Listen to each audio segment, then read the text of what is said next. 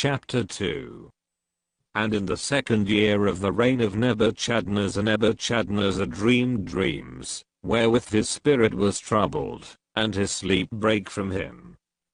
Then the king commanded to call the magicians, and the astrologers, and the sorcerers, and the Chaldeans, for to show the king his dreams. So they came, and stood before the king. And the king said unto them, I have dreamed a dream, and my spirit was troubled to know the dream. Then spake the Chaldeans to the king in Syriac, O king, live forever, tell thy servants the dream, and we will show the interpretation. The king answered, and said to the Chaldeans, The thing is gone from me, if ye will not make known unto me the dream, with the interpretation thereof, ye shall be cut in pieces, and your houses shall be made a dunghill. But if ye show the dream, and the interpretation thereof, ye shall receive of me gifts, and rewards and great honor. Therefore show me the dream, and the interpretation thereof. They answered again and said, Let the king tell his servants the dream, and we will show the interpretation of it. The king answered and said, I know of certainty, that ye will gain the time, because ye see the thing is gone from me.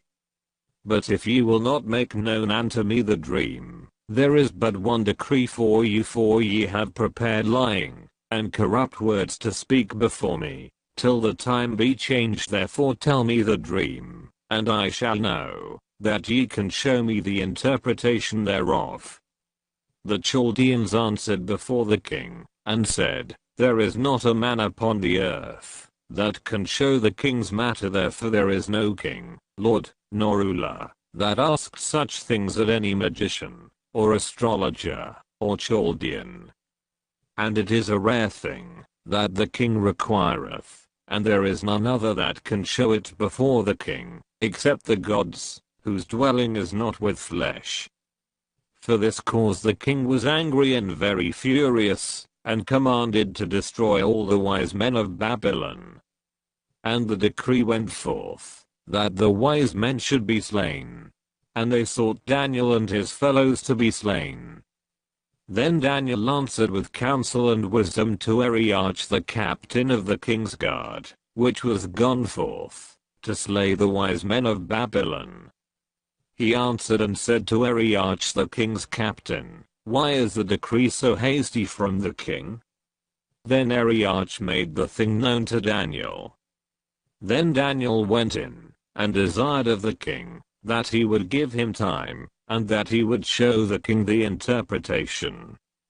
Then Daniel went to his house, and made the thing known to Hananiah, Mishael, and Azariah, his companions, that they would desire mercies of the God of heaven concerning this secret, that Daniel and his fellows should not perish with the rest of the wise men of Babylon. Then was the secret revealed unto Daniel in a night vision. Then Daniel blessed the God of heaven.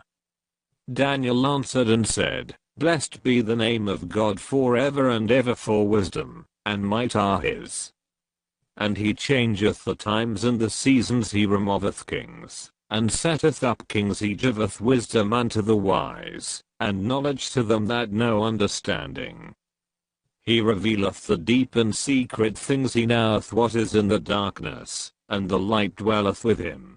I thank thee, and praise thee, O thou God of my fathers, who hast given me wisdom and might, and hast made known unto me now what we desired of thee, for thou hast now made known unto us the king's matter. Therefore Daniel went in unto Arioch, whom the king had ordained to destroy the wise men of Babylon. He went, and said thus unto him, Destroy not the wise men of Babylon, bring me in before the king, and I will show unto the king the interpretation. Then Arioch brought in Daniel before the king in haste, and said thus unto him, I have found a man of the captives of Judah, that will make known unto the king the interpretation. The king answered, and said to Daniel, whose name was Belteshazzar, Art thou able to make known unto me the dream which I have seen, and the interpretation thereof? Daniel answered in the presence of the king, and said, The secret which the king hath demanded, cannot the wise men, the astrologers, the magicians, the soothsayers, show unto the king? But there is a God in heaven that revealeth secrets, and maketh known to the king Nebuchadnezzar what shall be in the latter days. Thy dream, and the visions of thy head upon thy bed, are these.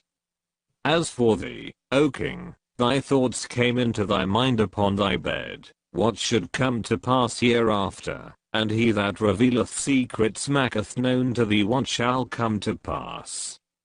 But as for me, this secret is not revealed to me for any wisdom, that I have more than any living, but for their sakes, that shall make known the interpretation to the king, and that thou mightest know the thoughts of thy heart. Thou, O king, sawest, and behold a great image.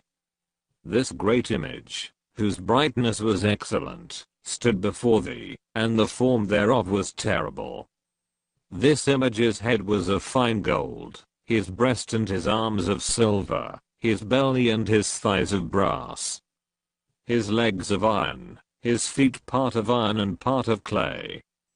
Thou sawest till, that a stone was cut out without hands, which smote the image upon his feet, that were of iron and clay, and brake them to pieces.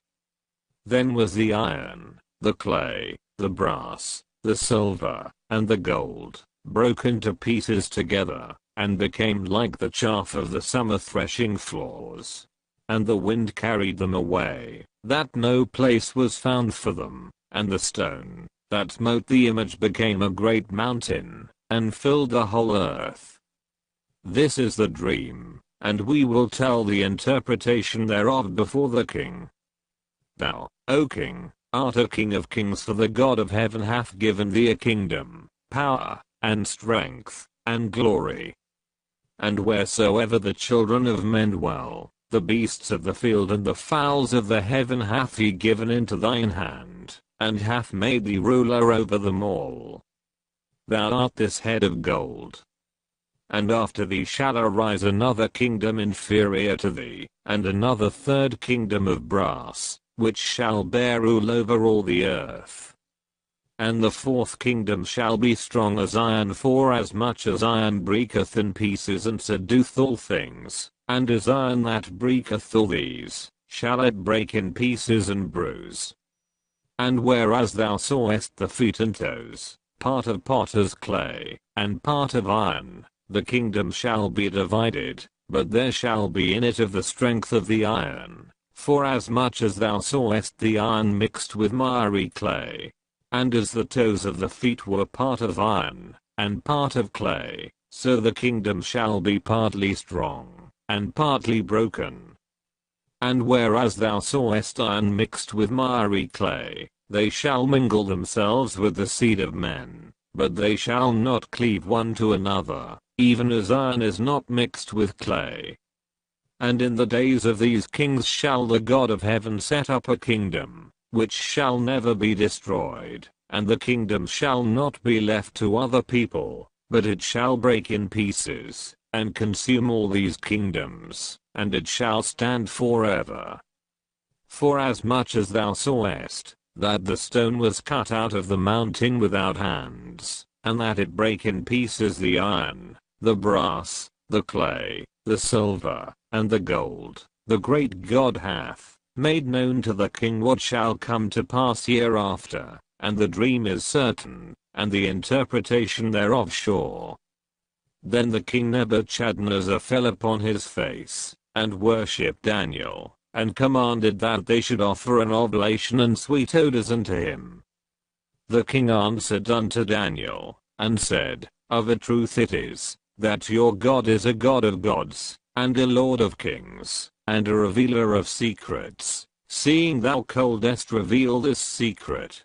Then the king made Daniel a great man, and gave him many great gifts, and made him ruler over the whole province of Babylon, and chief of the governors over all the wise men of Babylon.